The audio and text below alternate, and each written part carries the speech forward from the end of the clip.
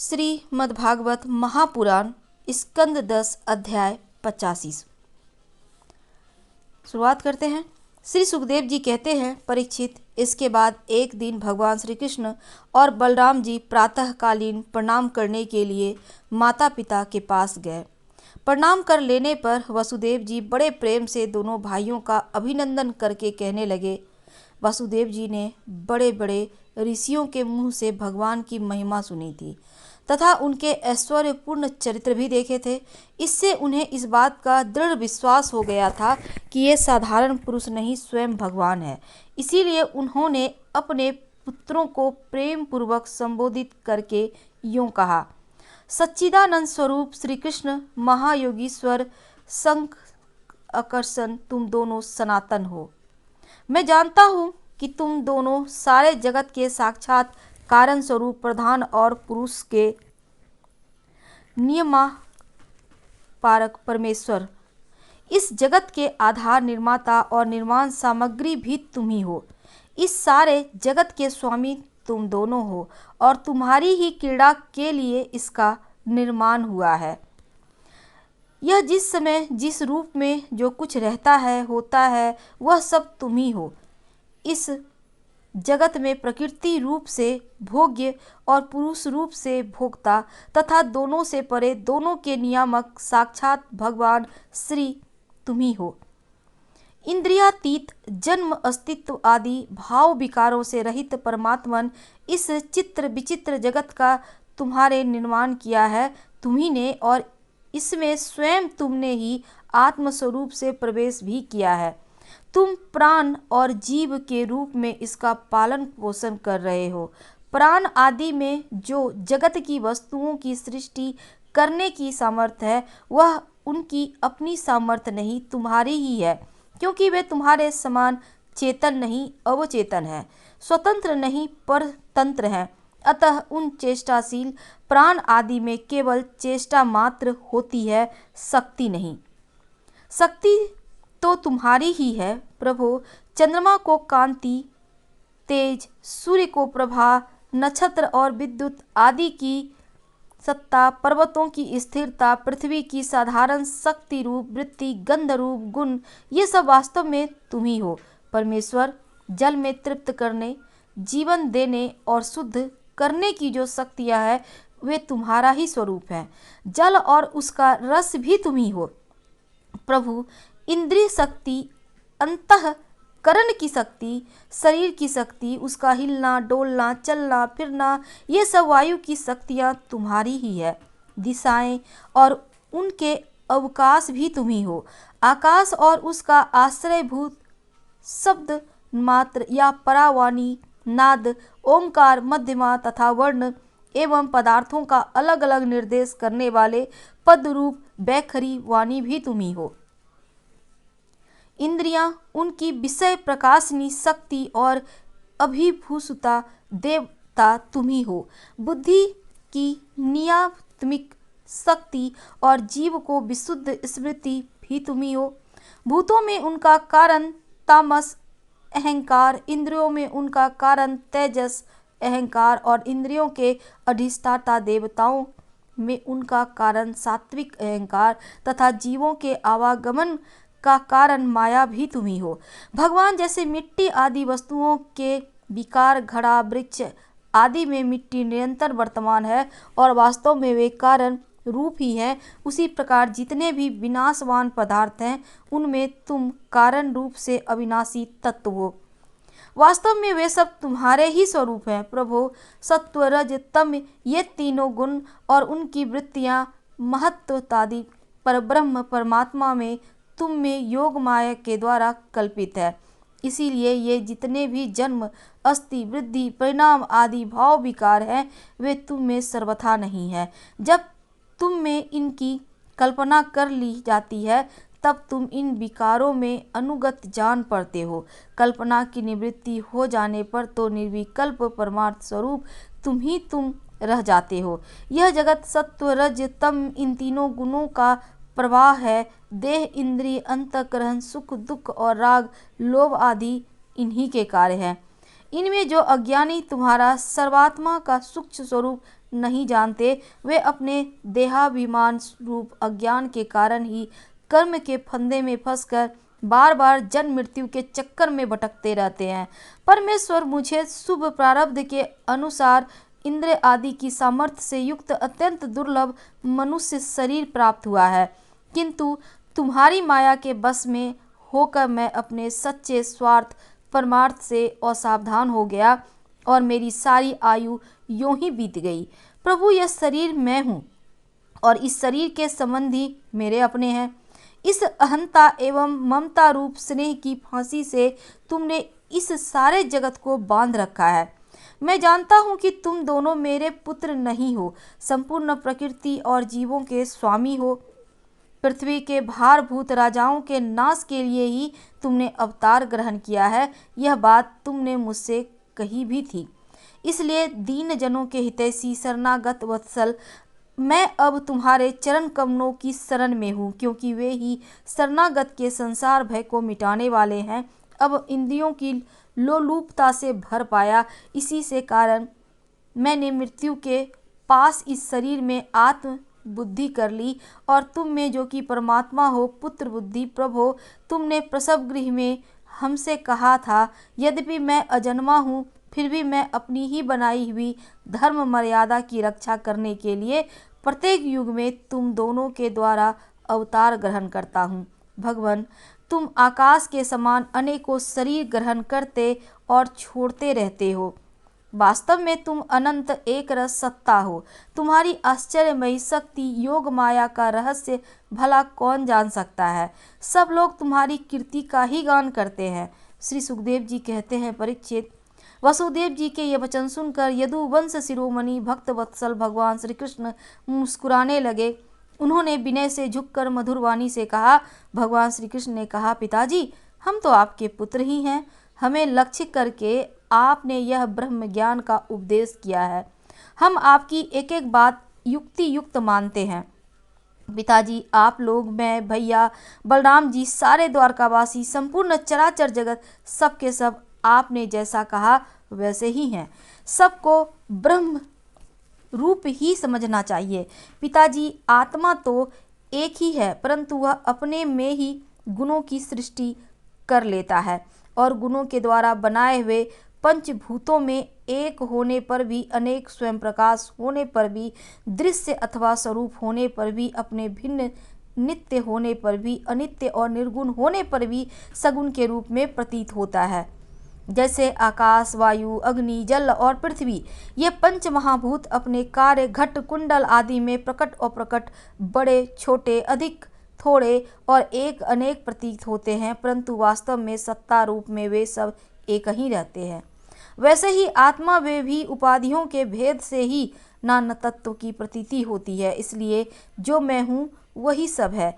इस दृष्टि से आपका कहना ठीक ही है।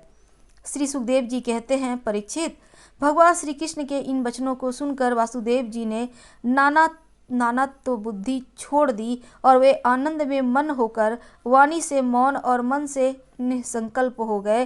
कुरुक्षेत्र उस समय वहाँ सर्वदेवमयी देवकी जी भी बैठी थी और वे बहुत पहले से ही यह बात सुनकर अत्यंत विस्मित थी कि श्री कृष्ण और बलराम जी ने अपने मरे हुए गुरुपुत्र को यमलोक से वापस ला दिया। अब उन्हें अपने उन पुत्रों की याद आ गई जिन्हें कंस ने मार डाला था। उनके स्मरण से देवकी जी का हृदय आतुर हो गया, नेत्रों से आंसू बहने लगे। उन्होंने बड़े ही करुण स्वर से श्री कृष्ण और बलराम जी को संबोधित करके कहा। देवकी जी ने कहा, लोकाभिराम राम, तुम्हारी शक्ति मन और वाणी के परे है। श्री कृष्ण, तुम योगेश्वर भी हो, ईश्वर भी हो। मैं जानती हूँ तुम दोनों प्रजापतिय के भी ईश्वर आदि पुरुष नारायण हो। यह भी मुझे निश्चित रूप से मालूम है। जिन लोगों ने काल क्रम में अपना धैर्य, संयम, सत्वगुण खो दिया है तथा शस्त्र की आज्ञाओं का उल्लंघन करके जो स्वेच्छाचार परायण हो रहे हैं, भूमि के भारभूत उन राजाओं का नाश करने के लिए ही तुम दोनों मेरे गर्भ से अवतीर्ण हुए हो।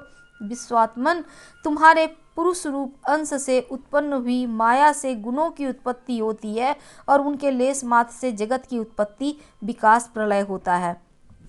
आज मैं सर्वांतःकरण से तुम्हारी शरण हो रही हूँ। मैंने सुना है कि तुम्हारे गुरु सांदीप जी के पुत्र को मेरे बहुत दिन हो गए थे। उनको गुरु दक्षिणा देने के लिए उनकी आज्ञा तथा काल की प्रेरणा से तुम दोनों ने उनके पुत्र को यमपुरी से वापस ला दिया। तुम दोनों योगीश्वरों के भी ईश्वर हो, इसलिए आज मेरी भी अभिलाषा पूर्ण करो। मैं चाहती हूँ तुम दोनों मेरे उन पुत्रों को जिन्हें कंस ने मार डाला था ला दो, उन्हें मैं भर आंख देख लूँ।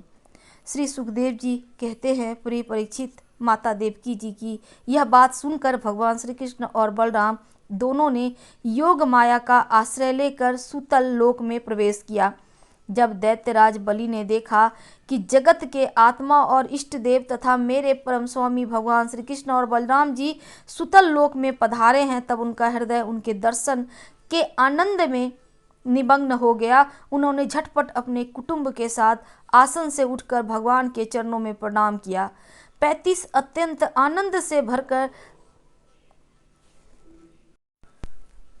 दैत्यराज बलि ने भगवान श्री कृष्ण और बलराम जी को श्रेष्ठ आसन दिया। जब वे दोनों महापुरुष उस आसन पर विराजमान हो गए, तब उन्होंने उनका पांव पकड़कर उनका चरणोदक परिवार सहित अपने सिर पर धारण किया। परीक्षित, भगवान के चरणों का जल ब्रह्म पर्यंत सारे जगत को पवित्र कर देता है। इसके बाद दैत्यराज बलि ने बहुमूल्य वस्त्र, आभूषण, चंदन, तांबूल, दीपक, अमृत के समान भोजन एवं अन्य विविध सामग्रियों से उनकी पूजा की और अपने समस्त परिवार, धन और शरीर आदि को उनके चरणों में समर्पित कर दिया। परीक्षित, दैत्यराज बलि बार बार भगवान के चरण कमलों को अपने वक्षस्थल, अपने सिर पर रखने लगे। उनका हृदय प्रेम से विलीन हो गया और नेत्रों में आनंद के आंसू बहने लगे। रोम रोम खिल उठा और वे गदगद स्वर से भगवान की स्तुति करने लगे। दैत्यराज बलि ने कहा, बलराम जी, आप अनंत हैं। आप इतने महान हैं कि शेष आदि सभी विग्रह आपके अंतर्भूत हैं। सच्चिदानंद स्वरूप भगवान श्री कृष्ण, आप सकल जगत के निर्माता हैं। ज्ञान योग और भक्ति योग दोनों के प्रवर्तक आप ही हैं। आप स्वयं ही परब्रह्म परमात्मा हैं। हम आप दोनों को बार बार नमस्कार करते हैं। भगवान, आप दोनों का दर्शन प्राणियों के लिए अत्यंत दुर्लभ है, फिर भी आपकी कृपा से वह सुलभ हो जाता है, क्योंकि आज आपने कृपा करके हम रजोगुनी एवं तमोगुनी स्वभाव वाले दैत्यों को भी दर्शन दिया। प्रभु, हम और हमारे ही समान दूसरे दैत्य, दानव, गंधर्व, सिद्ध, विद्याधर, चारण, यक्ष, राक्षस, पिशाच, भूत और प्रमथ नायक आदि आपका प्रेम से भजन करना तो दूर रहा, आपसे सर्वदा दृढ़ वैरभाव रखते हैं, परंतु आपका श्री विग्रह साक्षात वेदमय और विशुद्ध सत्य स्वरूप है। इसीलिए हम लोगों में से बहुतों ने दृढ़ वैर भाव से, कुछ ने भक्ति से, कुछ ने कामना से आपका स्मरण करके उस पद को प्राप्त किया है, जिसे आपके समीप रहने वाले सत्व प्रधान देवता आदि भी प्राप्त नहीं कर सकते। योगेश्वरों के अधीश्वर बड़े बड़े योगेश्वर भी प्रायः यह बात नहीं जानते हैं कि आपकी योग माया यह है और ऐसी है, फिर हमारी तो बात ही क्या है। इसलिए स्वामी, मुझ पर ऐसी कृपा कीजिए कि मेरी चित्तवृत्ति आपके उन चरण कमलों में लग जाए, जिसे किसी भी अपेक्षा न रखने वाले परमहंस लोग ढूंढा करते हैं, और उनका आश्रय लेकर मैं उससे भिन्न इस घर गृहस्थी के अंधेरे कुएं से निकल जाऊं।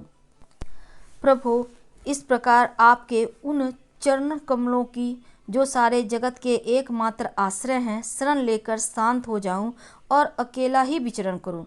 यदि किसी का संग करना भी पड़े तो सबके परम हितैषी संतों का। प्रभु, आप समस्त चराचर जगत के नियंता और स्वामी हैं। आप हमें आज्ञा देकर निष्पाप बनाइए, हमारे पापों का नाश कीजिए, क्योंकि जो पुरुष श्रद्धा के साथ आपकी आज्ञा का पालन करता है, वह विधि निषेध के बंधन से मुक्त हो जाता है।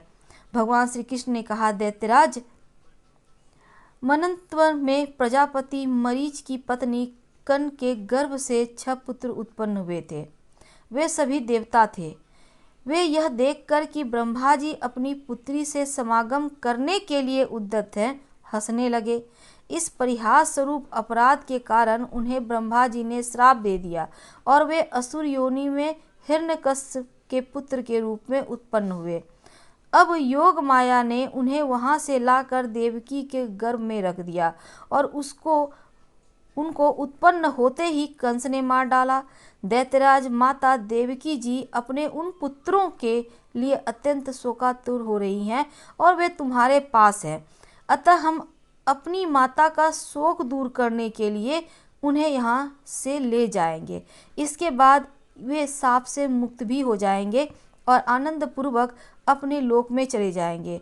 इनके 6 नाम स्मरण, उद्दिंग, परिसंग, पतंग, क्षुद्र, भृत्य और पुनी। इन्हें मेरी कृपा से पुनः सद्गति प्राप्त होगी। परीक्षित इतना कहकर भगवान श्री कृष्ण चुप हो गए। दैत्यराज बलि ने उनकी पूजा की। इसके बाद श्री कृष्ण और बलराम जी बालकों को लेकर फिर द्वारका लौट आए तथा माता देवकी को उनके पुत्र सौंप दिए। उन बालकों को देखकर देवी देवकी के हृदय में वात्सल्य स्नेह की बाढ़ आ गई। उनके स्तनों से दूध बहने लगा। वे बार बार उन्हें गोद में लेकर छाती से लगाती, उनका सिर छूती और पुत्रों के स्पर्श के आनंद से सराबोर एवं आनंदित देवकी ने उनको स्तनपान कराया। वे विष्णु भगवान की उस माया से मोहित हो रही थी जिससे यह सृष्टि चक्र चलता है। परीक्षित, देवकी जी के स्तनों का दूध साक्षात अमृत था, क्यों न हो। भगवान श्री कृष्ण ने जो उसे पी थी, उन बालकों ने वही अमृत में दूध पिया। उस दूध के पीने से और भगवान श्री कृष्ण के अंग का स्पर्श होने से उन्हें आत्म साक्षात्कार हो गया। इसके बाद उन लोगों ने भगवान श्री कृष्ण, माता देवकी, पिता वसुदेव और बलराम जी को नमस्कार किया। तदंतर सबके सामने ही वे देवलोक में चले गए। परीक्षित, देवकी यह देखकर अत्यंत विस्मित हो गई कि मरे हुए बालक लौट आए और फिर चले भी गए। उन्होंने ऐसा निश्चित किया कि यह श्री कृष्ण ही कोई लीला कौशल है। परीक्षित, भगवान श्री कृष्ण स्वयं परमात्मा है। उनकी शक्ति अनंत है। उनके ऐसे ऐसे अद्भुत चरित्र इतने हैं कि किसी प्रकार उनका पार नहीं पाया जा सकता। सूत जी कहते हैं, शौनक आदि ऋषियों भगवान श्री कृष्ण की कीर्ति अमर है, अमृतमयी है। उनका चरित्र जगत के समस्त ताप पापों को मिटाने वाला, भक्तजनों के कर्ण कुहरों में आनंद सुधा प्रवाहित करने वाला है। इसका वर्णन स्वयं व्यास नंदन भगवान श्री सुखदेव जी ने किया है। जो इसका श्रवण करता है अथवा दूसरों को सुनाता है, उनकी संपूर्ण चित्तवृत्ति भगवान में लग जाती है और वह उन्हीं के परम कल्याण स्वरूप धाम को प्राप्त होता है। श्रीमद् भागवत महापुराण के स्कंद 10 अध्याय 85वां समाप्त हुआ। अगले अध्याय में हम आपके साथ फिर मिलेंगे। हर हर महादेव। अच्छी लगे तब लाइक कर सब्सक्राइब करें, अपनों से शेयर करें, कमेंट करें। धन्यवाद।